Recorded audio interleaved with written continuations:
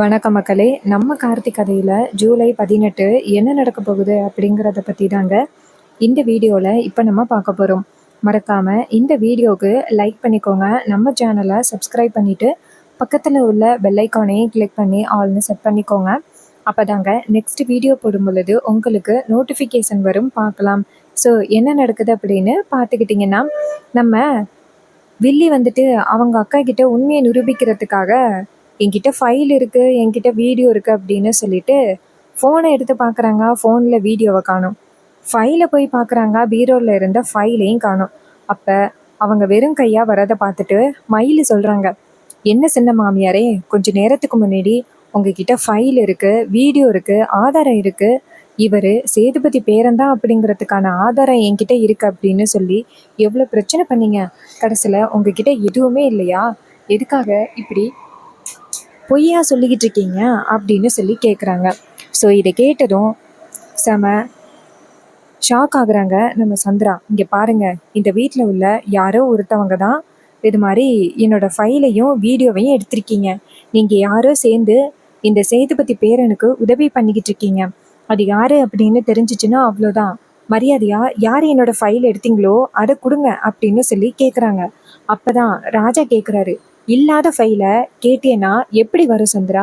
நீ தேவையில்லாமல் என் மாப்பிள்ளைய வீட்டை விட்டு துரத்தணும் அப்படின்னு ஆரம்பத்துலேருந்தே நீ இப்படி பண்ணிக்கிட்டு இருக்க.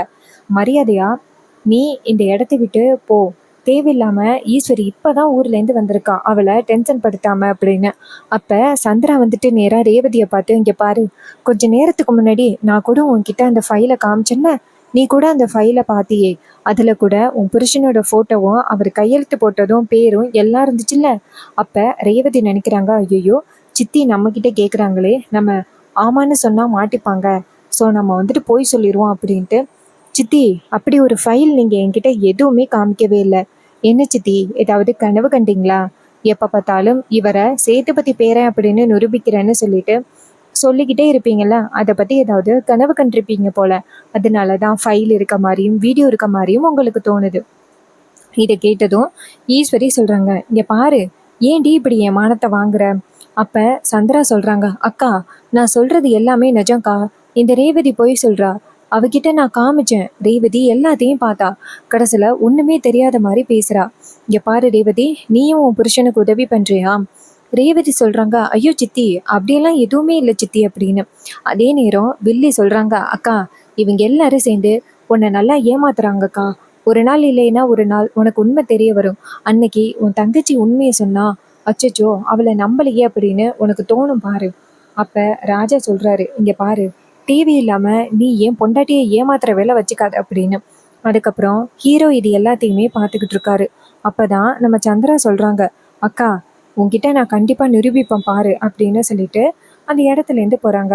அவங்க போனதும் ரேவதி நினைக்கிறாங்க, கண்டிப்பாக வந்துட்டு சித்தி நம்ம மேலே சந்தேகப்படுவாங்க, நம்மளும் சேர்ந்து அவருக்கு உதவி பண்ணுறோம் அப்படின்னு நினைப்பாங்க அப்படின்னு நம்ம ஹீரோயின் நினச்சிட்டு இருக்காங்க. அப்போதான் ஹீரோ நடக்கிறது எல்லாத்தையுமே பார்த்துட்டு கண்டிப்பாக ஏதோ ஒரு ஆதாரத்தை சின்ன மாமியார் கொண்டுட்டு வந்திருக்காங்க. அந்த ஆதாரத்தை நம்ம ஒய்ஃப் கிட்ட காமிச்சிருக்காங்க. ஆனா அவங்க எதுவுமே தெரியல அப்படின்னு சொல்லி என்னை காப்பாத்துறாங்க. அப்ப அவங்களுக்கு ஏதோ ஒரு விஷயம் தெரிஞ்சிருக்கு அப்படின்னு ஹீரோ நினைக்கிறாரு. அப்ப வில்லி வந்துட்டு நேரா மாடிக்கு போயிட்டு சரியான கோவத்துல அவனை பத்தின உண்மை எப்படியாவது நிரூபிக்கலாம் அப்படின்னு பார்த்தா, இந்த ரேவதி கடைசியில என் காலை வாரி விட்டுட்டா, இந்த ஃபைலும் எங்க போனுச்சுன்னு தெரியலையே அப்படின்னு ஒரே டென்ஷன் ஆகுது அந்த வில்லிக்கு. அப்ப வில்லி வந்துட்டு நேரா அந்த வில்லனுக்கு ஃபோன் பண்றாங்க. அவரு ஃபோன் அட்டன் பண்ணி, என்னாச்சுமா சொல்லுமா அப்படின்னு சொல்ல, அதுக்கு நம்ம வில்லி சொல்றாங்க, என்னங்க இங்க எல்லாமே சொதப்பிருச்சு அப்படின்னு. இதை கேட்டதும் வில்லன் கேக்குறாரு, என்னம்மா சொல்ற, என்ன ஆச்சு? அப்ப வில்லி சொல்றாங்க, இங்க பாருங்க, அந்த ஃபைலும் அந்த வீடியோ ஆதாரத்தையும் கொண்டுட்டு வந்தேன்னு எனக்கு தெரியாம யாரோ ரெண்டுத்தையுமே எடுத்துட்டாங்க. இது கேட்டதும் வில்லனுக்கு ரொம்ப அதிர்ச்சி. சந்திரா, அது எவ்வளவு கஷ்டப்பட்டு தெரியுமா, நான் போய் அந்த ஆதாரத்தை எல்லாம் கலெக்ட் பண்ணி கொண்டுட்டு வந்தேன். கடைசியில என்ன சந்திரா இப்படி சொல்ற? அப்ப சந்திரா சொல்றாங்க, என்னங்க, நான் என்னமோ அதை வேணுக்குமே தொலைச்ச மாதிரி சொல்றீங்க. இந்த வீட்டுல உள்ள யாரோ ஒருத்தவங்க நான் இல்லாத நேரத்துல அந்த ஃபைலையும் வீடியோவையும் எடுத்துட்டாங்க. இப்ப என்னங்க பண்றது? அதுக்கு ஹீரோ வில்லன் சொல்றாரு, இங்க பாரு, அந்த வீடியோவை மட்டும் காமிச்சு பிரயோஜனம் இல்ல, அவன் வேற ஏதாவது சொல்லி தப்பிச்சிருவான். அந்த ஃபைலையும் சேர்த்து காமிக்கணும், அப்பதான் நம்மளால நிரூபிக்க முடியும். இப்ப என்ன பண்றது? அதுக்கு சந்திரா சொல்றாங்க, அதாங்க எனக்கு ஒண்ணும் தெரியல. எப்படியாவது அவனை பத்தின உண்மைகளை நிரூபிக்கிறதுக்கு இவ்வளவு தூரம் போய் கடைசியில நம்மளுக்கு ஒரு ஆதாரமும் கையில சிக்கலையே அப்படின்னு சொல்லிட்டு ரொம்ப கோவமா பேசிக்கிட்டு இருக்காங்க. அதே நேரம் வில்லன் சொல்றாரு, சரி கவலைப்படாத சந்திரா, நமக்கு அடுத்த வாய்ப்பு கிடைக்கும், நீ மனம் தளராம இரு. இதை கேட்டதும் சந்திராவும் சரிங்க அப்படின்னு சொல்லிட்டு கோவமா நிக்கிறாங்க மாடியில. அதே நேரம் அந்த இடத்துக்கு நம்ம வில்லன் வராரு. வில்லன் வந்துட்டு நேரா வில்லிய பார்த்து, இங்க பாரு, என்ன ஆதாரத்தை கொண்டுட்டு வந்த அப்படின்னு சொல்ல, அப்ப வில்லி சொல்றாங்க, இங்க பாரு, இந்த வீட்டுல உனக்கு உதவி பண்றதுக்கு நிறைய பேர் இருக்காங்க, அதனாலதான் நீ சுலபமா தப்பிச்சிடுற. இல்லைன்னா என்னோட திட்டத்துல இருந்து உன்னால தப்பிக்கவே முடியாது. இங்க பாரு, இன்னும் எத்தனை நாள் நீ இப்படி தப்பிச்சு இருக்க போற அப்படிங்கிறத நானும் பாத்துறேன். இன்னும் கும்பாபிஷேகத்துக்கு 6 மாசம் கிடக்கு. அந்த 6 மாசத்துக்குள்ள எனக்கு ஒரு சான்ஸ் கிடைக்காதா? நீதான் அந்த சேதுபதி பேரன் அப்படின்னு என் அக்கா கிட்ட நிரூபிக்கிறதுக்கு உனக்கு இருக்குடா, உன்னை பாத்துக்கிறேன் அப்படின்னு சொல்ல, அதுக்கு ஹீரோ சொல்றாரு, இங்க பாரு, என்னை பத்தின உண்மைகளை நிரூபிக்கிறேன்னு சொல்லிக்கிட்டே இருக்கே, அதை விட்டுட்டு உன் லைஃப இங்க வந்து கொஞ்சமாவது பாக்குறியா? பெசாப்ல உன் ஹஸ்பண்ட் கூட சேர்ந்து வாழ்றதுக்கு வழிய பாக்கலாம்ல. அதை விட்டுட்டு நீ பாட்டுக்கும் இங்க வந்து அக்கா ஃபேமிலியை அழிக்க போறேன், என்ன வீட்டு விட்டு துரத்த போறேன் அப்படின்னு சொல்லி தேவையில்லாத வேலையை பண்ணிக்கிட்டு இருக்க. இங்க பாரு, ஒழுங்கா அந்த சிவனாண்டி கூட சேர்ந்து வாழ்றதுக்கான வழிய பாரு அப்படின்னு சொல்ல, அதுக்கு அந்த வில்லி சொல்றாங்க, இங்க பாரு, உங்களை காலி பண்ணாதாண்டா எங்களால நிம்மதியா வாழ முடியும் அப்படின்னு சொல்ல, அதுக்கு ஹீரோ சொல்றாரு, இங்க பாரு, நீ என்ன நினைச்சாலும் சரி, கண்டிப்பா என்ன மீறி இந்த குடும்பத்தை உன்னால எதுவும் பண்ண முடியாது. ஆரம்பத்துல உன்னோட நோக்கம் என்ன அப்படிங்கிறது எனக்கு தெரியல, ஆனா இப்ப உன்னோட நோக்கம் என்ன அப்படிங்கிறது எனக்கு நல்லாவே தெரிஞ்சு போச்சு. அதனால உன்னால எதுவும் பண்ண முடியாது அப்படின்னு சொல்லிட்டு ஹீரோ அந்த வில்லிய பார்த்து, அதோட உன் புருஷன்கிட்டயும் சொல்லு, அவனாலயும் இந்த குடும்பத்தை எதுவும் பண்ண முடியாது அப்படின்னு. இதை கேட்டதும் அந்த வில்லிக்கு செம்ம கோவம். அப்ப ஹீரோ அந்த இடத்துல இருந்து நேரா ஹீரோயினை போய் பாக்குறாங்க. ஹீரோயின் வந்துட்டு எப்படியோ ராஜாவை காப்பாத்தியாச்சு அப்படிங்கிற சந்தோஷத்துல இருக்காங்க. அப்பதான் ஹீரோ நேரா ஹீரோயின்ட்ட, இங்க பாரு, நான் உன்கிட்ட ஒரு நிமிஷம் பேசணும் அப்படின்னு. அதுக்கு ஹீரோயின் கேக்குறாங்க, சொல்லு ராஜா, என்ன அப்படின்னு. அப்ப ராஜா சொல்றாரு, இங்க பாரு, உண்மைய சொல்லு, அவங்க ஆதாரம் ஏதாவது கொண்டுட்டு வந்தாங்களா? அப்ப ஹீரோயின் சொல்றாங்க, சேச்சா, இல்லையே, ஒரு ஆதாரமும் கொண்டுட்டு வரலையே. அப்ப ஹீரோ சொல்றாரு, இங்க பாரு, அவங்க ஏதோ ஒரு ஆதாரத்தை கொண்டுட்டு வந்திருக்காங்க, கொண்டுட்டு வந்து உன்கிட்ட காமிச்சிருக்காங்க. ஆனா நீ அதை வந்து இப்ப பாக்கலன்னு சொல்ற, ஆனா நீ அந்த ஆதாரத்தை பாத்திருக்க, அவங்க காமிச்சிருக்காங்க, இங்க பாரு, அப்போ உனக்கு உண்மை எல்லாமே தெரியுமா அப்படின்னு சொல்ல, அப்ப ஹீரோயின் சொல்றாங்க, ஆமா ராஜா, நீ வந்துட்டு தாத்தா சேதுபதியோட பேரு அப்படிங்கிறது எனக்கு தெரியும். இதை கேட்டதும் நம்ம ஹீரோ சொல்றாரு, உனக்கு எப்படி தெரியும்? அப்ப ஹீரோயின் சொல்றாங்க, அன்னைக்கு உங்க அம்மாவுக்கு நீ இறுதிச் சடங்கு செய்யறதுக்கு போனியல்ல, அப்ப நான் நேரடியா பார்த்தேன் நீ உங்க அம்மாவுக்கு இறுதிச் சடங்கு பண்றத. அதோட பாட்டிக்கிட்டையும் நான் நேரடியா கேட்டு உண்மையை தெரிஞ்சுக்கிட்டேன். பாட்டி தான் உண்மையெல்லாம் சொன்னாங்க. இந்த குடும்பத்துக்காக நீ எவ்வளவு பெரிய தியாகத்தை பண்ணிருக்க அப்படிங்கிறது, அத்தையும் எந்த அளவுக்கு தியாகம் பண்ணியிருக்காங்க அப்படிங்கிறதையும் பாட்டி என்கிட்ட சொல்லிட்டாங்க. அதை கேட்டதும் எனக்கு எவ்வளவு வேதனையா தெரியுமா இருந்துச்சு. எந்த அளவுக்கு ஒருத்தர் ஒரு குடும்பத்தின் மேல பாசமா இருப்பாரு அப்படின்னு நான் கொஞ்சம் கூட எதிர்பார்க்கவே இல்லை. ஆனா உன்னை பத்தி அம்மா போய் இப்படி வந்துட்டு தவறா நினைச்சு வச்சிருக்காங்களே, எப்படியாவது நம்ம குடும்பம் எல்லாம் ஒண்ணு சேரணும் அப்படின்னு நீ எவ்வளவு முயற்சி பண்ற. அதே மாதிரி என்னோட பக்கத்துல இருந்து நானும் உனக்கு உதவி பண்ணணும் அப்படின்னு நினைச்சேன். இதை கேட்டதும் ஹீரோ சொல்றாரு, ரொம்ப தேங்க்ஸ் ரேவதி. ரேவதி சொல்றாங்க, இங்க பாரு ராஜா, இது எல்லாமே என்னோட கடமை. நம்ம குடும்பம் சந்தோஷமா இருக்கணும் அப்படிங்கிறதுக்காக தானே நீயும் முயற்சி பண்ற. அதே முயற்சியில நானும் பங்கு கொண்டுக்கிறேன் அப்படின்னு சொன்னதோட ஹீரோவும் தேங்க்ஸ் ரேவதி அப்படின்னு சொல்றாங்க. அதுக்கப்புறம் ரேவதி சொல்றாங்க, அதோட நான் உன்கிட்ட ரொம்ப முக்கியமான ஒரு விஷயம் சொல்லணும் அப்படின்னு 2-3 நாளா ட்ரை பண்ணிக்கிட்டு இருக்கேன்னு. அப்ப ஹீரோ சொல்றாரு, சொல்லு ரேவதி, என்ன முக்கியமான விஷயம்? நீயும் 2-3 நாளா என்கிட்ட சொல்லணும் அப்படின்னு முயற்சி பண்ணிக்கிட்டே இருக்க, ஆனா சொல்லப்படுற நேரத்துல ஏதாவது ஒரு ப்ராப்ளம் வந்துகிட்டே இருக்கு. சொல்லு ரேவதி, என்ன முக்கியமான விஷயம்? அப்ப ரேவதி சொல்றாங்க, இது மாதிரி ஆரம்பத்துல நான் உன்னை ரொம்பவே தப்பா நினைச்சிட்டு இருந்தேன். நீ வந்து என் லைஃப வந்து டோட்டலா காலி பண்ணிட்ட, நீ கெட்டவன் அப்படின்னு நினைச்சிட்டு இருந்தேன். ஆனா இப்பதான் புரியுது நீ எந்த அளவுக்கு நல்லவன் அப்படின்னு. அந்த மாயா மகேஷ் மாதிரி கெட்டவங்க சொன்னது எல்லாத்தையுமே நம்பி உன்னை நான் ரொம்ப வந்துட்டு காயப்படுத்திட்டேன். நான் எந்த அளவுக்கு காயப்படுத்தினாலும் நீ அதை பத்தி பெரிய விஷயமாவே நினைச்சுக்கல. நீ நல்லா இருக்கணும் அப்படின்னு நினைச்சேன். அதனால இது மாதிரி என் மனசுல உள்ள ஒரு விஷயத்த சொல்ல போறேன். உன் மேல உள்ள அபிப்பிராயம் எல்லாமே வந்து மாறி போயிருச்சு அப்படின்னு சொல்லிட்டு அவங்க மனசுல உள்ள லவ்வ சொல்றாங்க. இது கேட்டதும் நம்ம கார்த்தி சொல்றாரு, இங்க பாரு ரேவதி, நீ இப்ப சொல்றத கண்டிப்பா ஏத்துக்கிற நிலைமையில நான் இல்ல. அப்ப ரேவதி கேக்குறாங்க, ஏ ராஜா, ஏனாச்சு, என்ன பிடிக்கலையா? நான் அந்த அளவுக்கு உன்கிட்ட கடுமையா நடந்துக்கிட்டேன் அப்படிங்கறதுக்காக உனக்கு என்ன சுத்தமா பிடிக்காம போயிச்சா? இங்க பாரு ராஜா, ஒரு மிஸ் அண்டர்ஸ்டாண்டிங்னாலதான் நான் உன்னை ரொம்பவே தப்பா நினைச்சிட்டு இருந்தேன். ஆனா இப்போ வந்துட்டு நான் நினைச்சது எதுவுமே சரியில்லை.